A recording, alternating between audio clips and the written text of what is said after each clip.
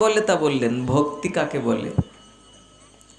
আমরা তো জানি, শুনেছি প্রথম দিকে যে ভক্তি হচ্ছে পরম ধর্ম, কিন্তু ভক্তি কাকে বলে সেটা ভগবান কপিল দেব বলছেন মায়ের কাছে। সত্য এবৈক মনসা বৃত্তি স্বাভাবিক তুইয়া অনিমিত্তা ভগবতী ভক্তি সিদ্ধের গরিয়সী। ভক্তি কারে বলে জানো? সমস্ত জ্ঞানেন্দ্রিয়গুলো যেদিন গোবিন্দ সেবার অভিলাষ নিয়ে ধাবিত হবে, শুদ্ধ সত্য ভগবান শ্রী গোবিন্দের শ্রীচরণের সেবায় ধাবিত হবে, সেই অবস্থার নাম হলো ভক্তি। সমস্ত জ্ঞানেন্দ্রিয়গুলো, জয় শ্রী রাধে, সমস্ত জ্ঞানেন্দ্রিয়গুলো, জ্ঞানেন্দ্রিয় কোনগুলো? আমাদের 11টা ইন্দ্রিয়, 5টা কর্মেন্দ্রিয়, বাক, পানি, পাদ, পায়ু আর উপস্থ। এই 5টা হচ্ছে কর্মেন্দ্রিয়। আর 5টা হচ্ছে জ্ঞানেন্দ্রিয়, চক্ষু, কর্ণ, নাসিকা, ত্বক আর জিহ্বা। এই 10টা হলো, আর এদের ড্রাইভার, এদের পরিচালক হচ্ছে মন। মন হচ্ছে এই 10 জনকে চালিয়ে নিয়ে বেড়ায়। জয় শ্রী রাধে।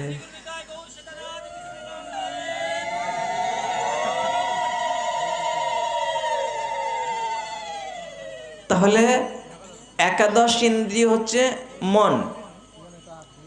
এরা ওই মন ওই 10 জনকে পরিচালনা করে, এই 11টা ইন্দ্রিয়। তার মধ্যে 5টি জ্ঞানেন্দ্রিয়। এই জ্ঞানেন্দ্রিয়গুলো যেদিন কৃষ্ণ সেবার দিকে ছুটবে, সেই অবস্থার নাম হচ্ছে ভক্তি। কি করে ছুটবে ওরা? বলে চোখ কি আমাকে ফেলে রেখে চলে যাবে? না, তা যাবে না। তাহলে কি করে ছুটবে? বলছেন যে চোখ দুটোর সর্বক্ষণ এই অভিলাষ থাকবে যে গোবিন্দ, কোথায় গেলে তোমার শ্রী বিগ্রহ দর্শন করতে পারবো, কোথায় গেলে সাধু দর্শন হবে, কোথায় গেলে তোমার লীলাভূমি দর্শন হবে, তুমি যেখানে যেখানে লীলা করেছ তোমার সেই তীর্থগুলো কোথায় গেলে দর্শন হবে, আর তোমার শ্রীমূর্তি দর্শন হবে। যেদিকে তাকাবো সেদিকে যেন তোমাকে দেখি প্রভু। একদিন হয়ে যায় সাধকের তাই, যাহা যাহা নেত্রে পড়ে তাহা তাহা কৃষ্ণ স্ফুরে। চোখে যা দেখে তাকে, তার মধ্যে কৃষ্ণ খোঁজ করে, তাকে কৃষ্ণের মতো করে দেখে। রামকৃষ্ণ পরমহংস ঠাকুর এই খেলার মাঠে ছেলেরা ঘুড়ি ওড়াচ্ছে, আর সেখানে একটা ছেলে একটু এরকম ত্রিভঙ্গ হয়ে দাঁড়িয়েছে, বাঁকা হয়ে দাঁড়িয়েছে, 3 জায়গায় বাঁকা হয়ে, যেমন বাঁশিওয়ালা দাঁড়ায় না, ওইরকম করে দাঁড়িয়েছে একটা ছেলে। তাই দেখে রামকৃষ্ণ ঠাকুর অজ্ঞান হয়ে গিয়েছেন। কেন বলেন তো? না, ওই ছেলেটাকে সে সাধারণ ছেলে দেখেনি, ওই ছেলেটাকে তিনি সাধারণ ছেলে দেখেননি, ওই 3 জায়গায় বাঁকা হয়ে দাঁড়াতে দেখে কৃষ্ণ দেখলেন তার মধ্যে। হ্যাঁ, সবার মধ্যে ভগবান দেখে, তাদের দৃষ্টি শুদ্ধ হয়ে যায়। আমার দৃষ্টি তো শুদ্ধ না, আমি ভালোর মধ্যেও খারাপ দেখি, যে ভালো তাকেও খারাপ করে দেখি। আর যাদের দৃষ্টিটা খাঁটি হয়েছে না, তারা সব কিছুর মধ্যে ভগবান দেখে। তাই বললেন যাহা যাহা নেত্রে পড়ে তাহা তাহা কৃষ্ণ স্ফুরে। সব কিছুর মধ্যে কৃষ্ণ দেখতে পান তারা। হ্যাঁ, এইটা হচ্ছে চোখ। চোখ দুটো এরকম শুদ্ধ হবে। বলে এবার কান দুটোর সেই অভিলাষ থাকবে যে প্রভু কোথায় গেলে তোমার গুণের কথা শুনতে পাবো, অন্য কোনো কথা ভালো লাগবে না।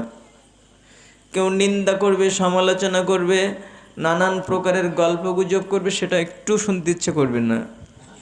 একদিন কৃষ্ণ কথা শুনতে শুনতে কান দুটো এমন শুদ্ধ হয়ে যাবে, যেখানে কৃষ্ণ কথা হয় না সেখানে দাঁড়াতে ইচ্ছে করবে না, একটু ভালো লাগবে না। হ্যাঁ, সুকথায় রুচি আসবে। যেখানে বিষয়ের কথা হবে, যেখানে নিন্দার কথা হবে, যেখানে কৃষ্ণ কথা বহির্ভূত আন কথা হবে, সেখানে একটু দাঁড়াতে ইচ্ছে করবে না। ওই সাধকের কান দুটো এত খাঁটি হয়ে যাবে। যেখানে কৃষ্ণ কথা হবে সেখানে ছুটতে মন চাইবে। এমন এক সময় আসবে আর কিচ্ছু ভালো লাগবে না, সব সময় মনে হবে কৃষ্ণ কথা শুনি। ভাগবত তাই বলছেন কামুক পুরুষের যেমন সবসময় কামিনীর কথা শুনতে ইচ্ছা করে, কামাসক্ত পুরুষ যেমন সবসময় রমণীর কথা শুনতে চায়, ঠিক তেমনি কৃষ্ণ ভক্ত সর্বক্ষণ কৃষ্ণ কথা শুনতে চায়। কিচ্ছু ভালো লাগে না, কিচ্ছু না। অন্য কথা হলে বিরক্তি আসে, সে একটা অস্বস্তি প্রকাশ করে, ভালো লাগছে না, না ভালো লাগে। আমার হয় না বলে আপনার হবে না, একদিন এরকম হয়ে যাবে। কতজনের হয়, আর কিচ্ছু শুনতে ইচ্ছে করে না। সব সময় মনে হয় গোবিন্দের কথা শুনি, শুনে শুনে স্বাদ মেটে না, যত শুনি তত শুনতে ইচ্ছা করে, এরকম হয়। হ্যাঁ, বাবা যদি বলে যায় ছেলেদেরকে যে আমার এই ভিটার মধ্যে না কিছু সম্পদ লুকানো আছে খোকা, খুঁজে বের করতে চেষ্টা করিস। এখন ছেলেরা বাবা মারা যাওয়ার পরে বাবার এই কথাটা মনে রেখেছে যে আমার এই ভিটের মধ্যে কিছু সম্পদ লুকানো আছে। এখন খুঁড়তে খুঁড়তে খুঁড়তে খুঁড়তে অনেক খুঁড়েছে, কিন্তু কিছু পাচ্ছে না। একটু হতাশা এসেছে, না বাবা বলে গেছে সেই তাই কি আর আছে, কে তুলে নিয়েছে তার ঠিক নেই। এইবার খুঁড়তে খুঁড়তে একদিন কিছু স্বর্ণ মুদ্রা পেল, কিছু সোনার টাকা পেল। যেই না পেল তখন উদ্যম আরও বেড়ে গেল। এই তো একটু যখন পেয়েছি তাহলে নিশ্চয়ই আরও কত আছে, খোঁড়ার আগ্রহ আরও বেড়ে গেল।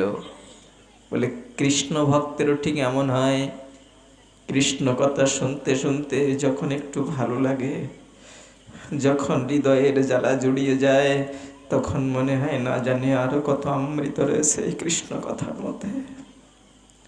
আবার যাই কৃষ্ণ কথা শুনতে, আবার যাই ভাগবত আসলে। হ্যাঁ, এর প্রমাণ তো আপনারাই, এর প্রমাণ আপনারাই।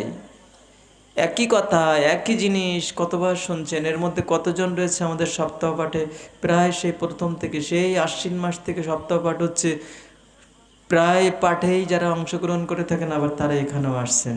কেন?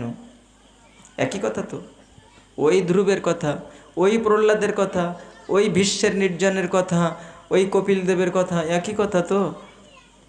আবার একই মুখ থেকে শুনছেন, কিন্তু এখানে আবার আসছেন কেন? ওই যে এই কৃষ্ণ কথা, সাধু সাধু পদে পদে, বলে যত শুনি তত যেন নব নব রস আস্বাদন হয়। শুনে শুনে স্বাদ মেটে না। আমার মহাপ্রভু ভক্তদেরকে বলতেন, একটু বলো না ধ্রুবের কথাটা বলো না, বলতেন বলো না একটু প্রহ্লাদের কথাটা বলো না। সে প্রহ্লাদের কথা তো ছোটবেলা থেকে শুনে এসেছি, ও কি মহাপ্রভু জানতেন না? কিন্তু শুনে শুনে স্বাদ মিটতো না, তাই বারবার বলতেন বলো না একটু প্রহ্লাদের কথা বলো না।